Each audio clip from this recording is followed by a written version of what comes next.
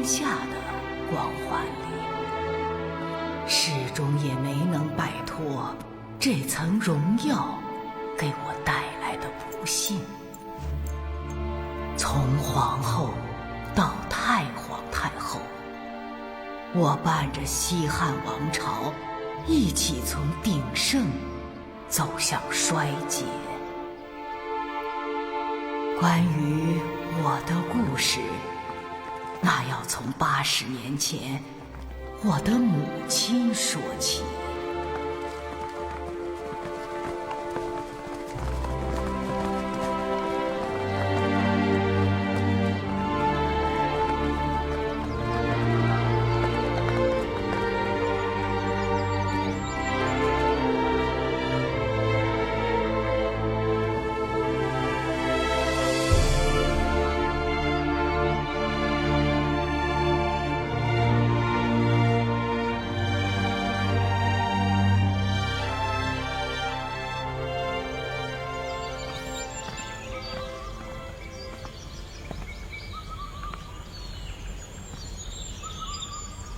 所有人都到齐了吗？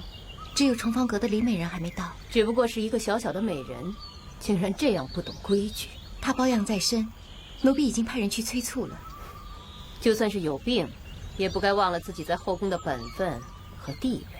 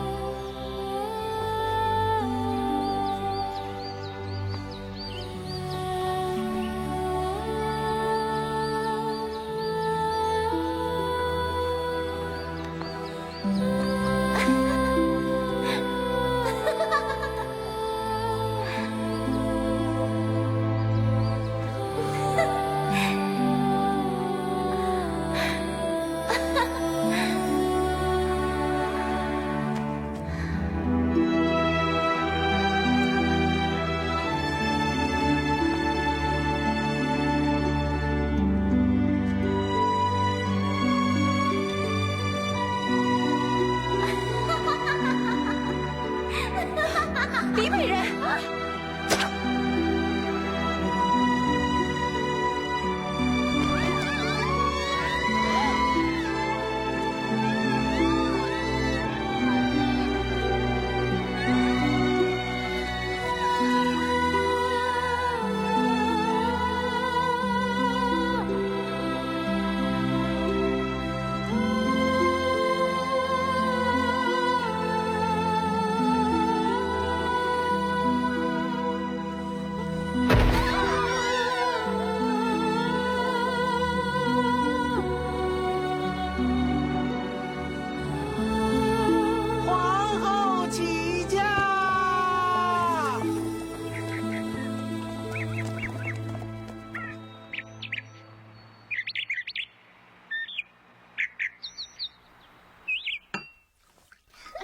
大人啊，倒上，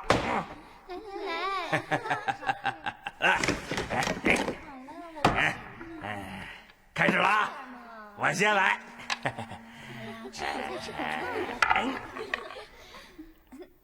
哎，好，来，知道了，夫人，该你了。哎，看着啊，看着，好，好，这一轮点数最大的喝，喝呀，喝啊，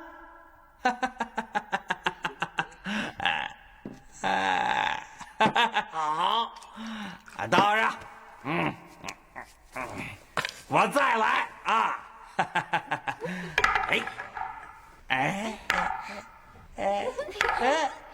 这一轮点数最小的喝。喝了，你输了就得喝，喝。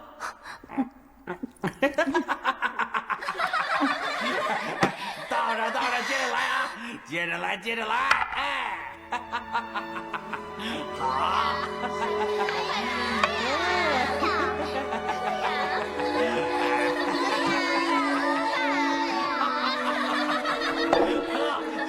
输了就得喝。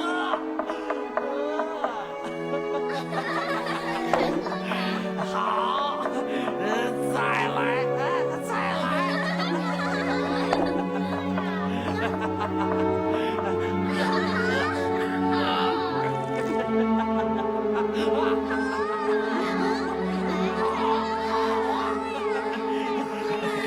妾身不胜酒力，不能再喝了。你不胜酒力没事，没关系，依照酒令，哎，你可以学狗爬啊，学狗爬，来来来，爬呀爬，快爬呀，爬呀你，快爬，不爬就罚酒，喝呀喝，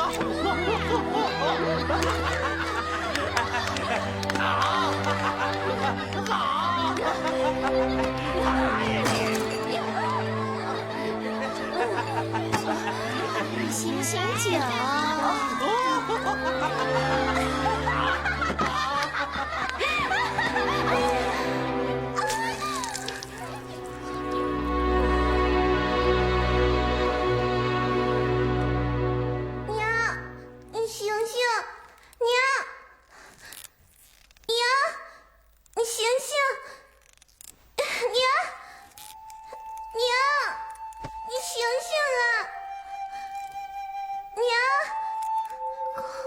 郑钧，娘，你不能睡，睡了就醒不了了。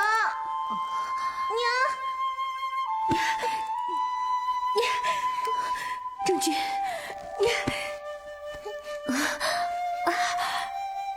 郑钧，娘，你不能睡，睡了就醒不了了。郑钧，娘听你的，郑钧真了不起。直到今天，我仍然记得母亲慈爱而忧郁的目光，轻轻地照拂着我的感觉，就像初春的阳光一样和煦恬静，又蕴藏着冷冽的寂寞。5岁的时候，我还不能了解不幸的含义。许多年后，我才领略到母亲眼神里那种入骨的苍凉。医术方面的考核你已经及格了，至于最后的人选，是这边的公孙夫人全权决定的。你抬起头来。你丈夫为什么休掉你？听说她丈夫同时娶了好几个妾室，大概就是这个原因吧。我想知道你为什么要入宫。回夫人能够服侍皇后殿下，是无上的荣耀，而这份荣耀，也是奴婢的自尊之所在。大将军夫人驾到！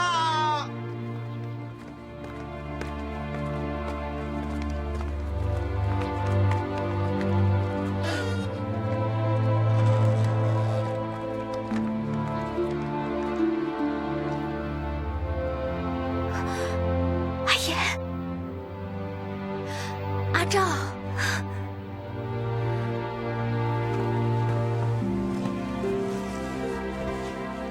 愿皇后殿下康健长乐无疾，免礼。谢皇后。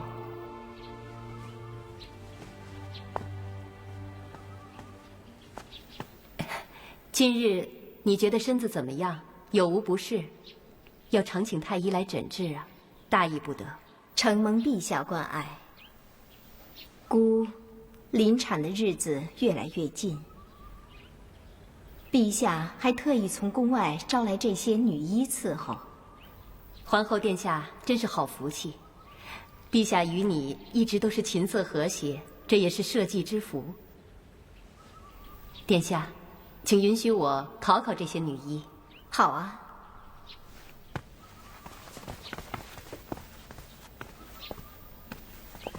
我也正想见识一下他们的本事。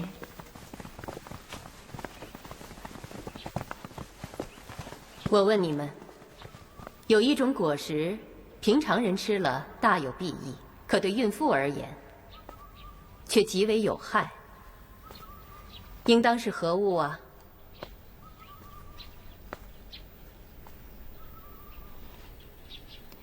回夫人，是龙眼。为什么？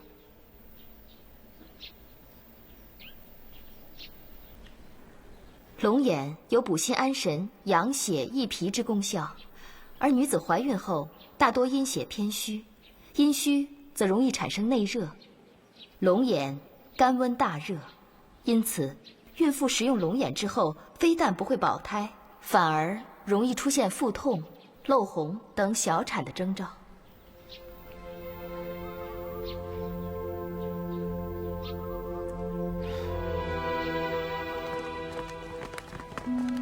阿爷，没想到在这碰到你啊！是啊，我们有多少年没见了？10年吧。你的样子一点都没有变。你也是，你怎么跟10年前一模一样啊？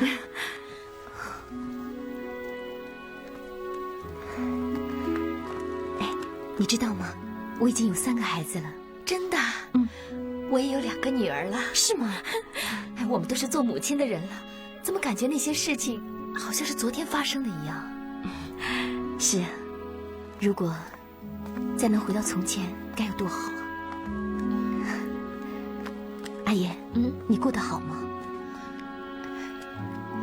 挺好的，丈夫对我和孩子都很疼爱。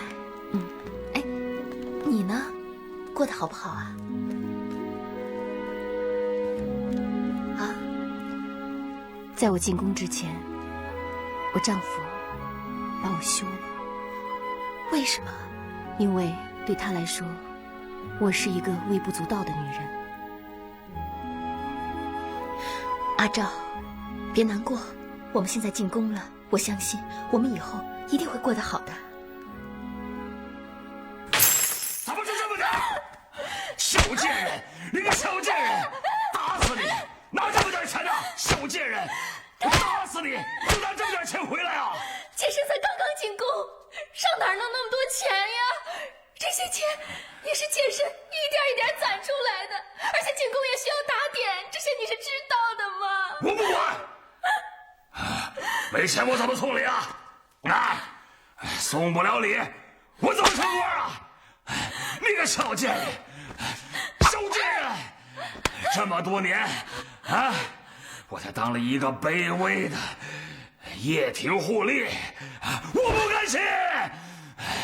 放着这么好的安池县的肥缺，没钱打点啊！你气死我了！我保证下一次一定多拿些钱回来。还不行吗？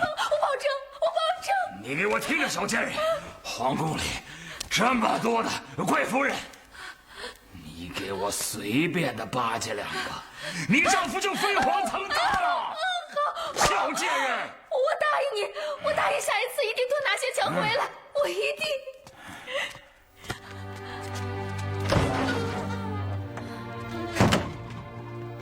母亲莫哭，母亲，我们离开这里好不好？去一个父亲找不到的地方。瑶儿，母亲哪儿都不能带你去，因为母亲一个人养不活你。母亲可以给人看病呀。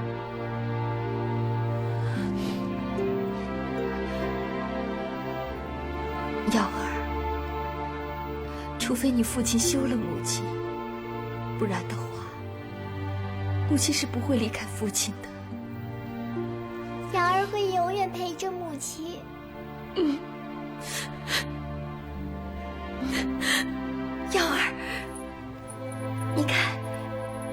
这是什么？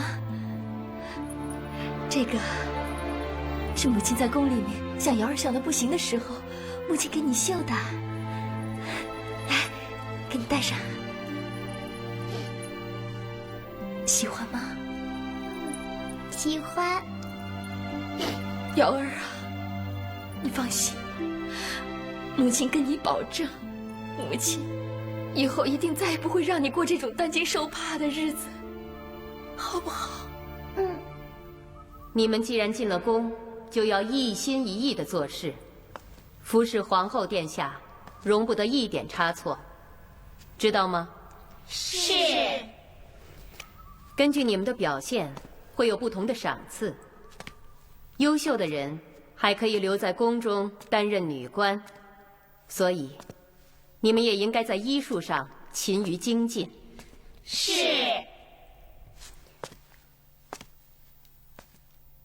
你们两个上次回答出了我的问题，理应得到奖赏。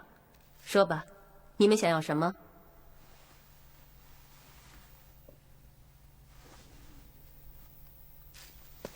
谢大将军夫人抬爱，通晓医理是医者的本分，奴婢不敢奢求任何赏赐。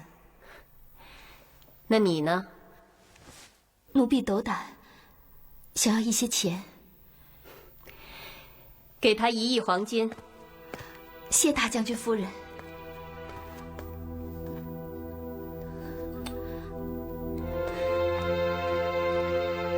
我的信条是，越是有胆识的人，越是先得到奖赏。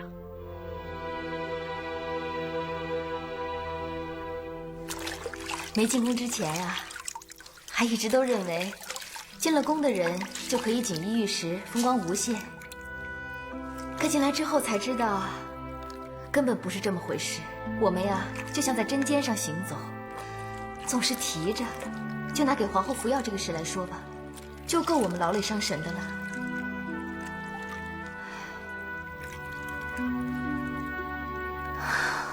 阿赵，你怎么了？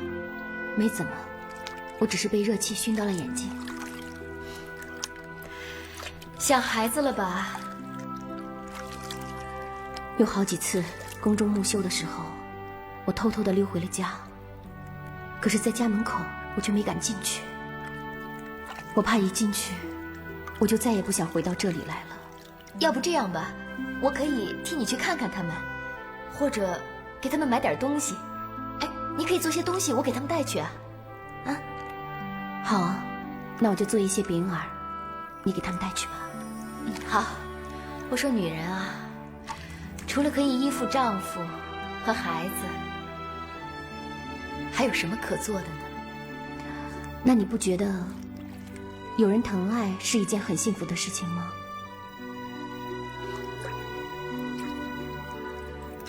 阿言，你怎么洗澡还穿着衣服呢？我习惯这么洗了。阿言，你后背上怎么有伤啊？啊，我是摔的。是不是你丈夫？阿言，我们不是朋友吗？有什么事情你不可以跟我讲呢？阿赵，我说不出口。以脉象来看，我的病究竟如何？夫人之脉扶而紧，病在太阳，自汗不止、时时发热的症状，则是荣卫不和所致，不要紧的。那我应当怎样调理呢？奴婢为夫人开一服桂枝汤，佐以热粥，卧床休息，待内热散尽，病症便可消解。听公孙夫人夸奖你们2位在女医中表现最为出色，果然不负我的期望。这次有劳你们了，一会儿我带你们参观一下刚刚建成的庭院。谢夫人。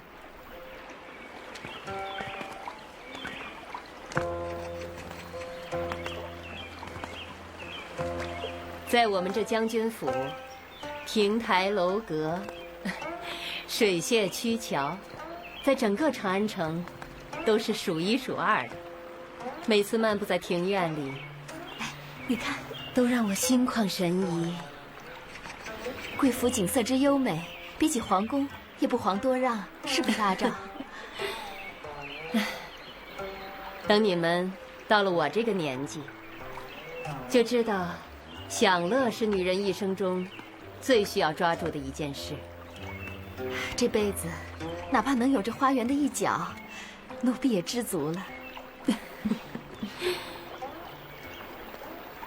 你认为呢？回夫人，奴婢只知道，弑君敬其事而后其实，享乐的事情，奴婢还不敢妄想。说的也是。哎，夫人，那位美人是谁啊？啊，那是我女儿，成君。纯玉夫人，请留步，大将军夫人有请。还有什么事啊？奴婢不知。要不我在门口等你？不用了，你先回去吧。我估计也没有什么大事，也就是问一些医药的事。嗯。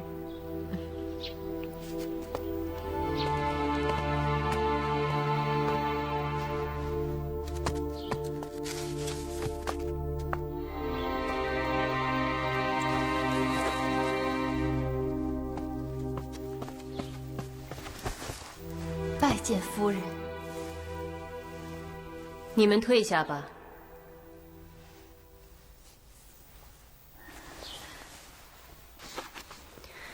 听说你和你丈夫的关系不甚如意。回夫人，我们一直很恩爱。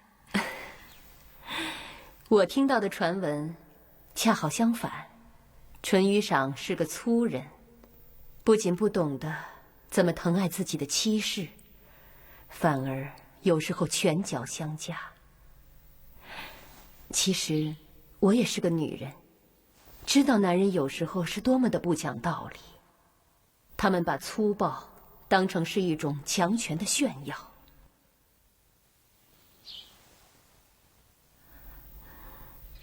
请夫人饶恕。我不怪你，不过作为过来人，我倒想给你一个忠告，请夫人指点迷津。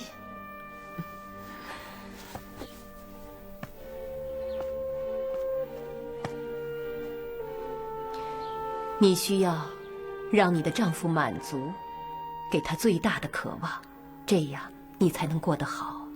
啊，夫人，奴婢有一事相求，请夫人成全。何事啊？奴婢的丈夫一直想求得安持剑一职，所以……安持剑确实是个肥缺。前几日我娘家的表亲还上门来求过这门差事。你说，我先考虑谁呢？夫人，奴婢求夫人了，奴婢也真是没什么靠山，才胆敢跟夫人讲的。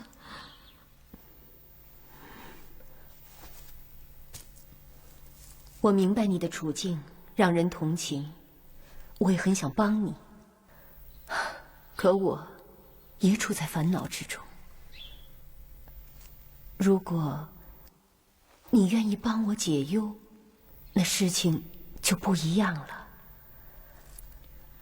奴婢能帮上夫人，那夫人尽管说呀，只要奴婢办得到，赴汤蹈火在所不惜。那好。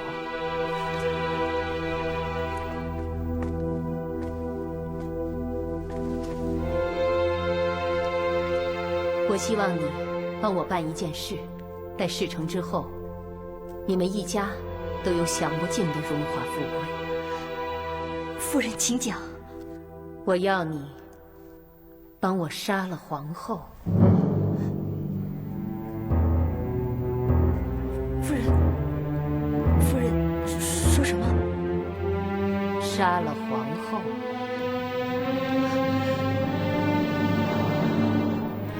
奴婢不懂，请夫人明示。你也看到了，我有个美丽的女儿，作为母亲，我比谁都希望他得到天下最好的归宿。可惜，许平君那个贱人捷足先登，上了皇后的宝座。她只不过是个暴氏色夫的女儿，怎配贵为皇后？只有把她推下去，才能为我的女儿把宝座腾出来。夫人，奴婢愿为夫人做任何事，可奴婢不敢杀人，更不敢杀皇后，那是死罪。求夫人饶了奴婢，饶了奴婢吧！求夫人。从听到此事开始，你就已经是死罪了。你以为不答应我的命令，就可以活着走出去？夫人想杀奴婢，奴婢只好认命。但奴婢一定不会妄杀无辜。我刚才正说了一半，我听说你有2个可爱的小女儿，不如改天一起带过来玩吧。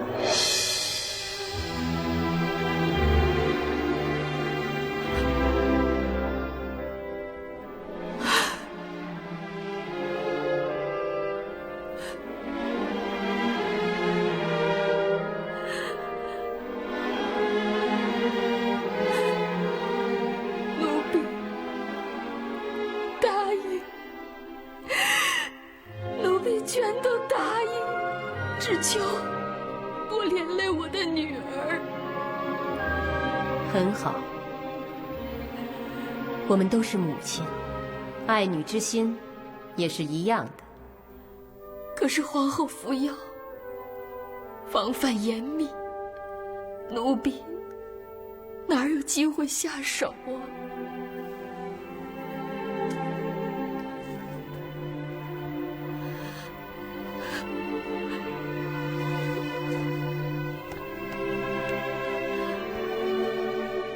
女人生产，距离死亡只有1步之遥。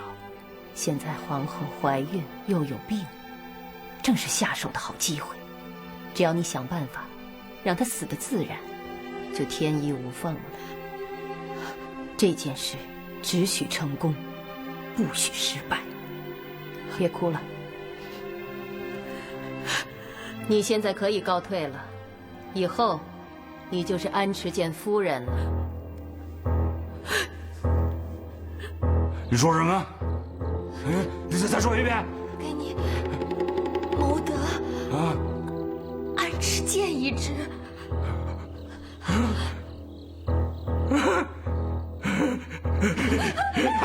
你打我一下啊！打我一下，打我呀！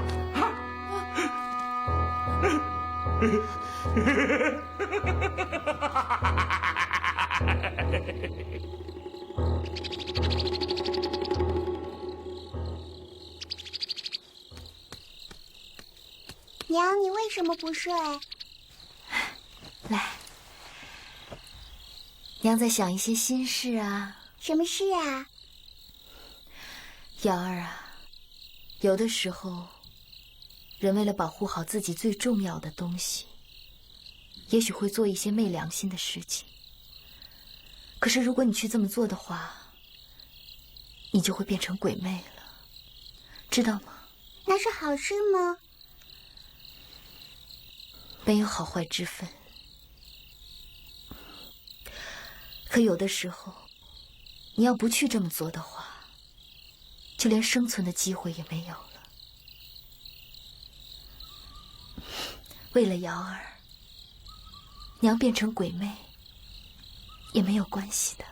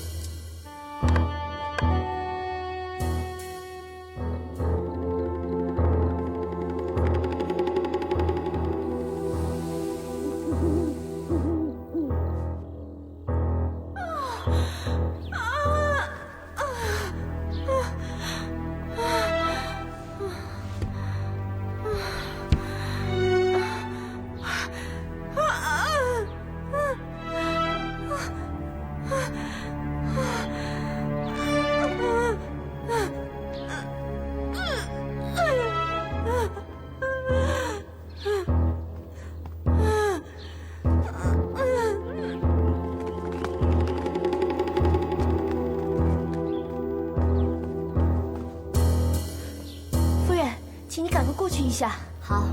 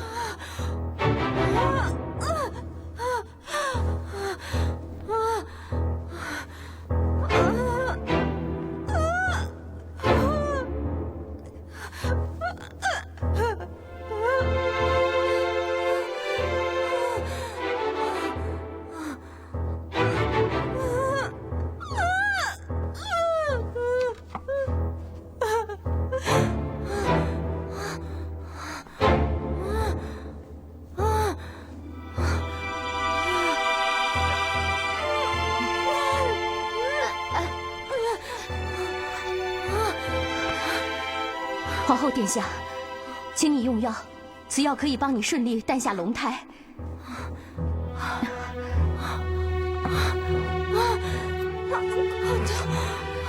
皇后殿下，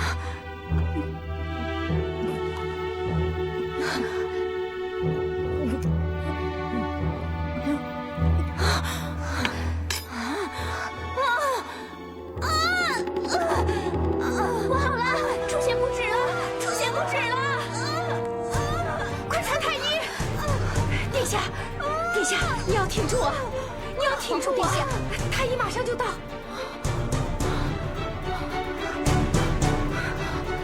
我头好痛，水，拿点水，水！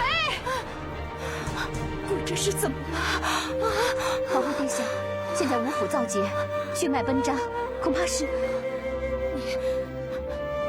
你不妨直说。怕是殿下和龙胎只能保其一了。若是男孩，他将成为大汉的太子。跟太子的性命相比，姑就如萤火般渺小。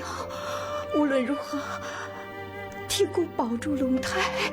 皇后殿下，决心已定。皇后殿下，皇后殿下，帮我救救我的孩子。皇后殿下。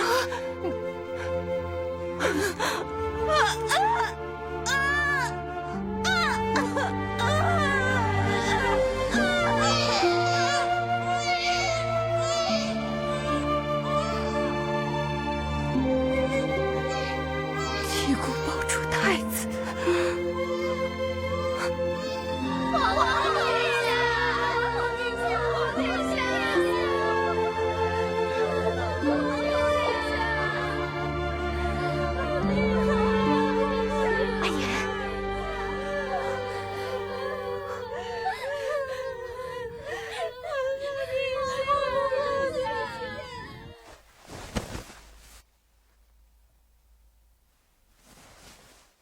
陛下，皇后薨逝，普天之下，同放悲声。太医方才已经禀报，皇后是死于产后血崩。若是他们因此而获罪，真是有违陛下仁德之名。臣霍光恳请陛下饶恕他们。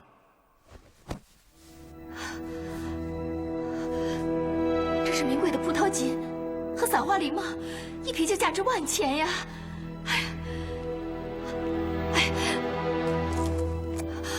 这是走珠吧？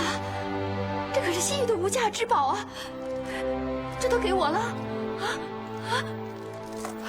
你的见识倒不错，这些东西足够你们一家下半生衣食无忧的了。谢夫人，你真是我们家的大恩人。夫人，奴婢还有一事相求。你还想要什么？奴婢想借夫人的监鱼一用，送奴婢风风光光的回家。准。谢夫人。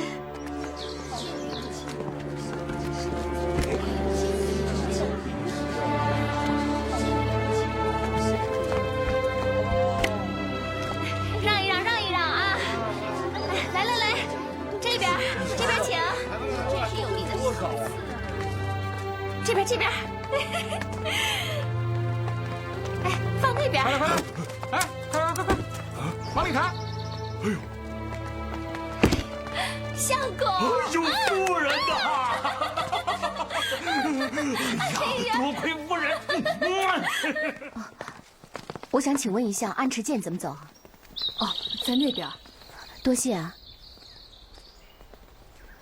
来，乖，去那边玩吧。啊。哦，阿照。刚才是你的2个女儿吧？阿衍，我记得你曾经跟我说过，你住在东安市的巷子里面，怎么突然搬到这达官贵人住的崇尚里来了？阿衍，看来你的日子过得很惬意。我也只不过是表面看得过去罢了。你丈夫升了安池涧吧？男人升了官之后，心就更不在家里面了。还好，对他也没有什么可指望的。阿衍，我有话对你讲。那我们进去说吧。你们下去吧。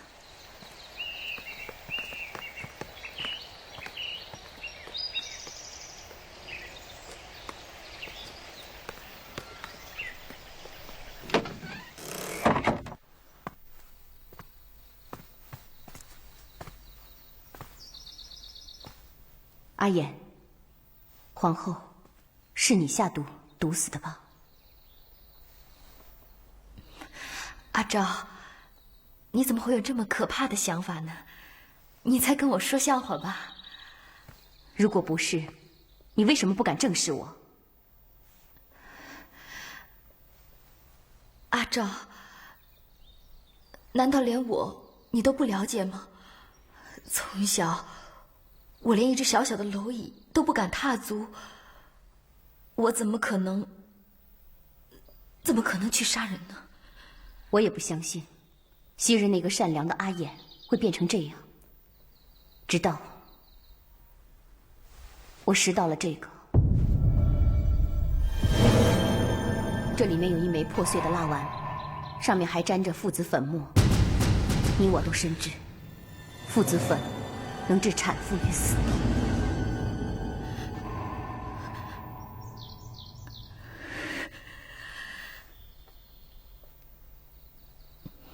那你为什么不去上报？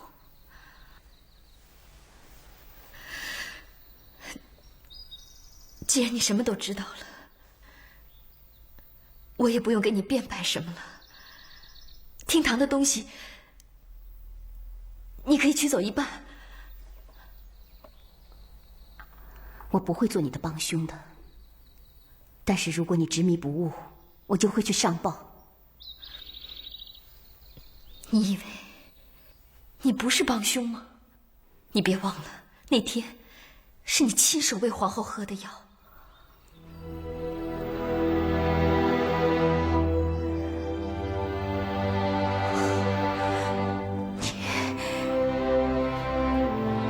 好，就算我做了帮凶也好，我也要把一切都说出来。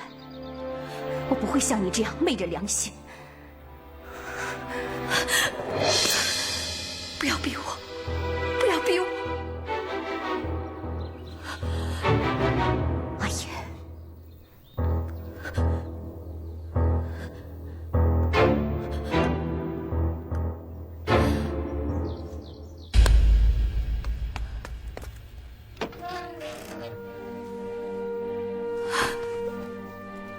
是霍夫人逼我加害皇后的。